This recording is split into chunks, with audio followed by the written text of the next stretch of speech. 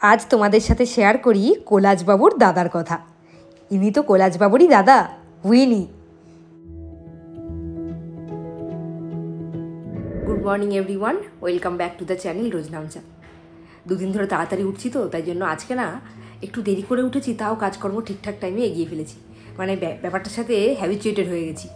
দুদিন ধরে তাড়াতাড়ি উঠে তাড়াতাড়ি করে হুড়োতাড়া করে কাজ করছিলাম। আজকে দেখো বসে বসে তোমার সাথে কথা বলার টাইম পাচ্ছি। মানে মানুষ না অভ্যাসের দাস বলে না, ঠিকই কথাটা। আর তোমাদের সাথে তো একটা কথা শেয়ার করতে ভুলেই গেছি।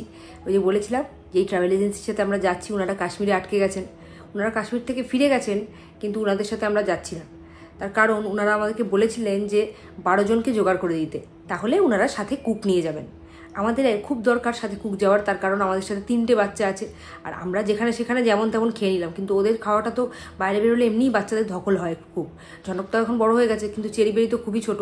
ওদের খাওয়াটা যদি ঠিকঠাক না হয় তাহলে তো খুব অসুবিধা। তাই জন্য যেই ট্রাভেল এজেন্সির সাথে আমাদের যাওয়ার কথা ছিল, ওনারা বলেছিলেন যে 12 জনকে জোগাড় করে দিতে, তাহলে ওনারা সাথে কুক নিয়ে যাবেন, ওনাদের পড়তে হবে। কিন্তু আমরা 7 জন, 5টা লোক জোগাড় করা 4টিখানি তো কথা না।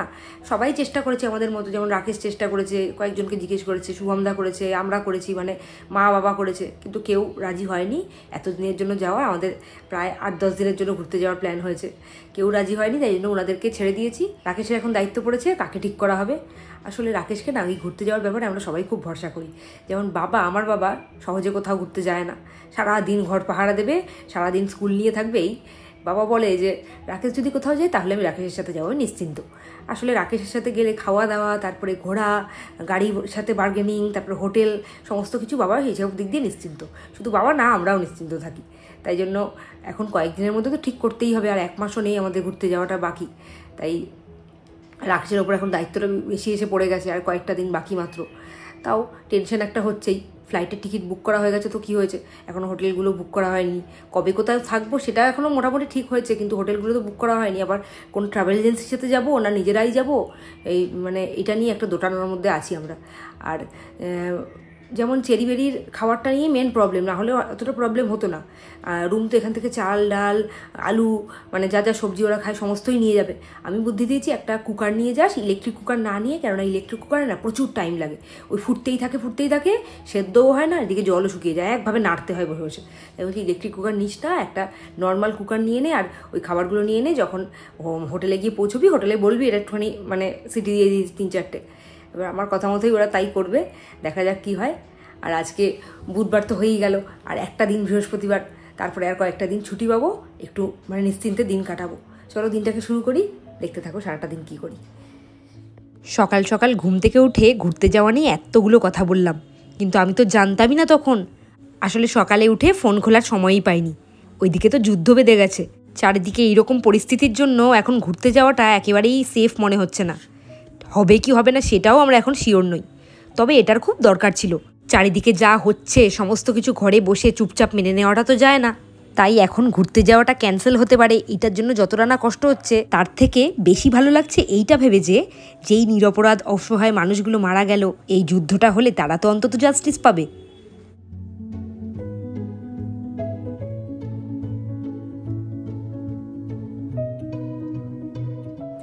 বেশ অনেকদিন ধরেই এটা এসে পড়ে আছে এখানে। ওপেন বক্স ছিল, শুধু ওপর দিয়ে খুলে দেখে নিয়েছি, মানে ফাঁকা করে, যে ঠিকঠাক জিনিস এসেছে কিনা, কিন্তু সাইজ টাইজ ঠিক আছে কিনা বা কোনো ড্যামেজ আছে কিনা কিচ্ছু দেখিনি। এখন একটু দেখে নিই। এটা হলো সেই ড্রাই শিটটা যেটার কথা বলছিলাম তোমাদেরকে, দাঁড়াও দেখাচ্ছি। ঝনক যখন ছোট ছিল তখন আমার এইসবের দরকার হয়নি, আর এখন বড় হয়ে গেছে, এখন আবার এইসব দরকার হচ্ছে। মানে এই ড্রাই শিটটার কথাই বলছি। যখন ছোট ছিল তখন তো টোপকে এই পাশে আসতো না, তখন যেখানে বিছানা করে দিতাম সেখানেই শুতো। আর এখন তো উনি টোপকে আমার জায়গায়, কখনো রাকেশের জায়গায় এসে যান, আর কখনো কখনো আবার ওখানে শুয়ে এসেই হিসি করে দেন, সমস্ত ভিজে যায়। আমার তোষকগুলো একেবারে 12টা বেজে যাচ্ছে। তাই জন্য ভাবলাম সবচেয়ে বড় সাইজের ড্রাই শিটটাই কিনে নিই। এই যে এই বড় ড্রাই শিটটা কিনেছি, এটা কিনতে আমার প্রায় 1000 টাকা মতো লেগে গেছে। তাতেও আমার তোষকটা তো বাঁচবে। ওকে আমি রাত্রিবেলা ডাইপারটা পরিয়ে দিই ঠিকই, কিন্তু তোমরা রোজ যারা আমার ভ্লগ দেখো তারা তো জানোই ওর শোয়ার কায়দা কেমন। ওই শোয় ওইভাবে, আর ডাইপার লিক করে সমস্ত খাট ভিজে যায়। এখন এটা গুছিয়ে রেখে দিই। এখন এটা খাটে পাতার আমার একদম সময় নেই, শুধু খুলে দেখে রাখলাম জিনিসটা ঠিক আছে কিনা। যেদিনকে সময় থাকবে সেদিনকে খাটে পেতে দেবো এটা।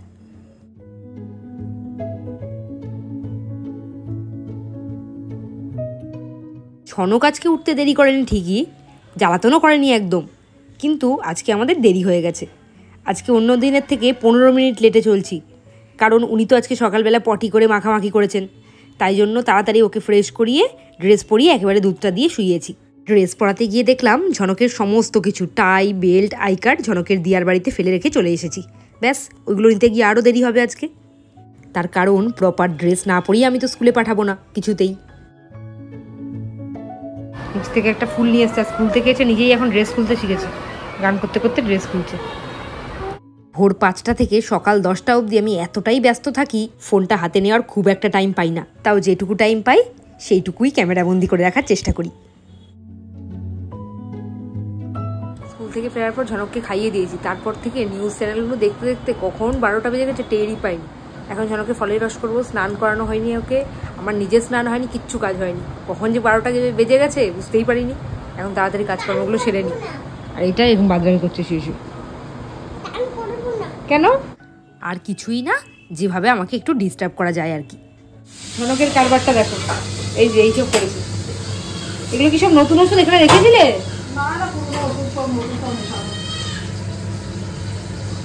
কি করে রেখে গেছে মা, এর থেকে বার করে দিয়েছে সব। তাই তো বলছি মা, আমি কি করে বুঝবো কোনটা নতুন কোনটা পুরনো? গতকাল রাত্রিবেলা মা ডাক্তারের কাছে গেছিল না, ওষুধটা এনে এখানেই রেখেছিল। আর ঝনক এগুলোকে নিজের খেলার জিনিস বলে ভেবে নিয়েছে।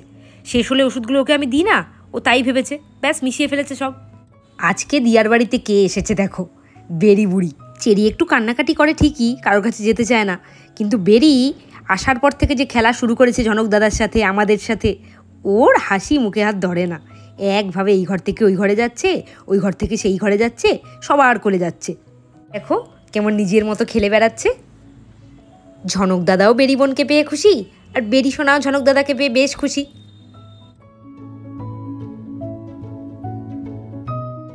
ঝনকেরও স্নান হয়ে গেছে, আর এদিকে আমিও স্নান করে বেরিয়ে গেছি। বেরোনোর পর দেখছি ঝনক এইগুলো নিয়ে বসেছে। এইগুলো ঝনক যে দুধ খায় ল্যাক্টোগ্রো, তার সাথে একসময় ফ্রিদ্য, এখন আর দেয় না। আর এইটা নিয়ে ওকে এঙ্গেজ রেখেছি কেন বলো তো? এই সময়টায় ঝনকের খুব ঘুম পেয়ে যায়, আর এখন তো ঘুমোলে হবে না, 1টা বেজে গেছে, লাঞ্চের টাইম হয়ে গেছে। তাই জন্য ওকে এইগুলো দিয়ে এঙ্গেজ রেখেছি যাতে না ঘুমোয়। ওই যে ডটগুলো আছে ওখানে কালারিং, ওইগুলো দিয়েই এই ছবিগুলোর ব্ল্যাঙ্ক জায়গাগুলোকে ফিল আপ করতে হবে। বেশ মজার কিন্তু ব্যাপারটা, বাচ্চাদের জন্য।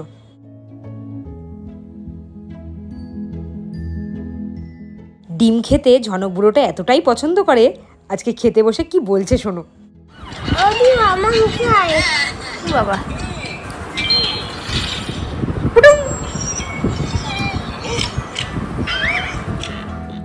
মা ওই গাদা গুচ্ছের পদ করে না ঠিকই, কিন্তু অল্পর মধ্যে যে রান্নাগুলো করে টেস্টগুলো এতটাই ভালো হয়, তোমাদের সাথে শেয়ার না করে পারি না। আজকে হয়েছিল পাট শাকের ঝোল, আর এইটা হলো চিতল মাছের কালিয়া। কি দারুণ যে খেতে হয়েছিল, তোমাদেরকে আর কি বলবো। ভাত প্রচুর পরিমাণে খেয়ে নিয়েছি এই রান্নার জন্য একমাত্র। চিতল মাছে কিন্তু প্রচুর কাঁটা, সেই কাঁটা বেছেও খেয়েছি এত তৃপ্তি করে যে খুব তাড়াতাড়ি খাওয়া শেষ হয়ে গেছে। আর এই ভাজাটা সকালবেলা করেছিল, এটাও একটু করে খেয়েছি। আর গরমকালে প্রত্যেক দিনের মতো টক দই তো থাকবেই, ঘরে পাতা। কি সুন্দর বসেছে দেখো দইটা, একদম জল নেই।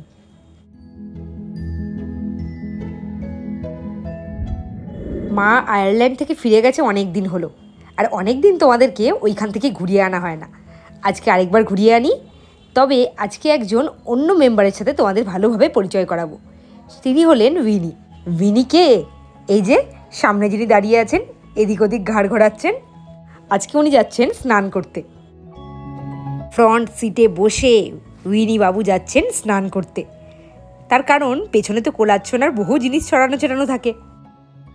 উইনি যখন কলকাতায় ছিল তখন ওর গরমে খুব কষ্ট হতো, এসি ছাড়া প্রায় থাকতে পারতো না। আর ওখানে গিয়ে না ওর শরীরে খুব আরাম হয়েছে, ওখানে তো সবসময় ঠান্ডা। এই যে এইখানেই উইনিকে স্নান করানো হবে। সবসময় তো উইনিকে নিয়ে বেরোনো হয় না, তাই যখন বেরোনো হয় ও এতটাই মজা পায়, দরজাটা খোলার সাথে সাথেই ওর রিয়াকশনটা দেখলেই তোমরা বুঝতে পারবে। এইখানেই উইনিকে স্নান করানো হয়। ভেতরটা দেখাই তোমাদেরকে।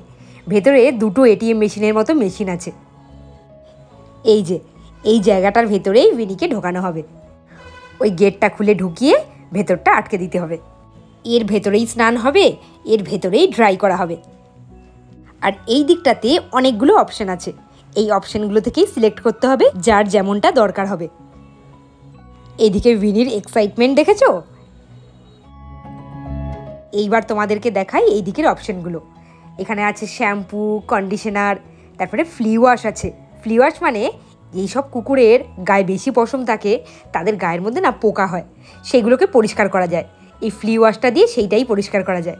আর এখানের সিস্টেমটা বলি, এখানে পার মিনিটে 1 ইউরো করে লাগে, মানে পার মিনিটে ধরো 100 টাকা। আর মিনিমাম এখানে 10 ইউরোর কাজ করাতেই হবে। কেউ যদি চাও 5 ইউরোর কাজ করিয়ে চলে যাব, হবে না কোনোভাবেই। কম করে 10 ইউরোর কাজ করাতেই হবে। বললাম না মিনিমাম 10 ইউরো, মিনিমাম 10 ইউরো ভেতরে ঢোকালে তবেই এই মেশিনটা স্টার্ট হবে। আর ওপরে যে একদম ওই গর্তটা, ওইখান দিয়েই ইউরোটা ঢোকাতে হয়। আর উনি এই দিকে জিভ বার করে বসে আছেন, কখন ওনাকে স্নান করানো হবে। এই যে এই গর্তটা দিয়ে যে ইউরোটা ঢোকানো হচ্ছে, সেই ওপরে টাইমটা বেড়ে যাচ্ছে, দেখতে পাচ্ছ? ওইখানকার এইসব সিস্টেমগুলো আমার বেশ ভালো লাগে, আর তোমাদের সাথে শেয়ার করে তো আরও ভালো লাগে।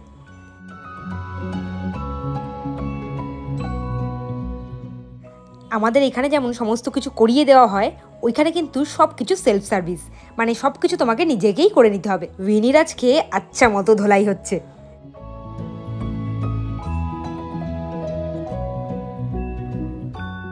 এই দেখো আরেকজন এসেছিলেন তার ডগ নিয়ে, উনি কাজকর্ম সেরে চলে যাচ্ছেন।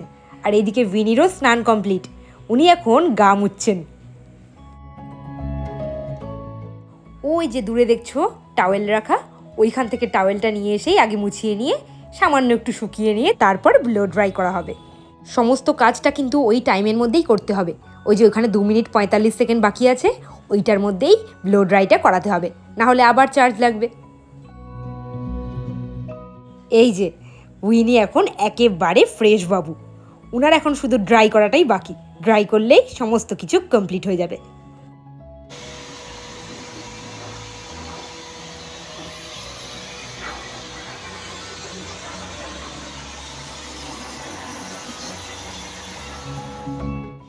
উইনির গা থেকে এত পশম ওঠে যে স্নান করানোর পরে একেবারে ব্রাশ করিয়ে ঝেড়ে টেরে তারপরে নিয়ে যাওয়া হবে। উনি আবার দেখো এদিক ওদিক তাকাচ্ছেন মিটিমিটি হয়ে, মনে হয় বুঝতে পেরেছে ওর ভিডিও হচ্ছে। আর এইদিকে টাবের অবস্থা দেখো, কি হারে হেয়ার ঝরেছে।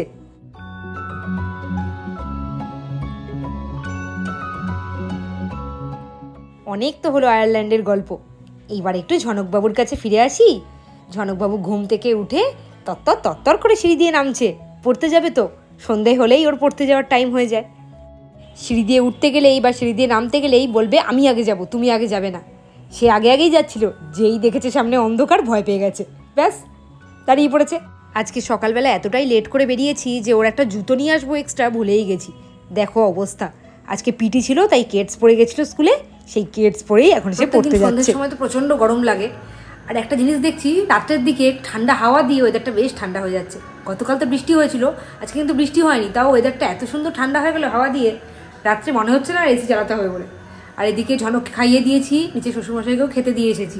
আর রাত্রে আজকে মেনুতে আছে হলো রুটি, এঁচোড় চিংড়ি। দেখে তো খুব মনে হচ্ছে না ভালো হয়েছে, কেননা রান্নার দিদি না রান্নাগুলোকে কষায় না, রঙটা দেখেই ফ্যাট ফ্যাটে লাগছে। আর আগের দিন মা এঁচোড় করেছিল, কী সুন্দর হয়েছিল। এই ভাজাটা মা দিয়েছে। আর এটা হলো টক ডাল। আমাদের বাড়িতে ডাল হলে রাকেশ খুব একটা খেতে যায় না, কিন্তু টক ডাল হলে সেটা রাকেশই খায়। আর এইদিকে রাকেশের ব্যাগ থেকে এই দুটো ভ্যাটকা প্যাকেট পেয়েছি। এই প্যাকেটগুলো কী আছে কি জানে, পুরো ভ্যাটকা মনে হচ্ছে একটা কোনো কিছুর একটা যে ভর্তা হয় না, চিকেন ভর্তা টাইপের কিছু একটা মনে হচ্ছে। দেখা যাক এগুলো খুলে কি ভেতরে কী আছে। অনেক আশা নিয়ে এই প্যাকেটটা খুলছিলাম, ভাবলাম যে কত কিছু না এনেছে, রাত্রে রুটি দিয়ে খাবো বেশ। ও বাবা, খুলে দেখে তো চক্ষু চড়ক গাছ।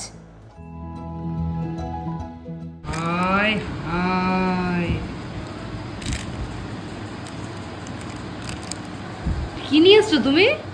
কালকে অফিসে একজন দিয়েছিল, মানে বাড়ির একটা অনুষ্ঠানের বিষয়ে। তা এটা যে আমার ব্যাগে কে ঢুকিয়ে দিয়েছে আমি নিজে জানি না। আজকে কি আমি অফিসে গিয়ে বুলবুলকে জিজ্ঞেস করছি, এই বুলবুল ওটা কোথায়? ও বুলবুল হচ্ছে আমার অফিস করে একটা ভাই আর কি।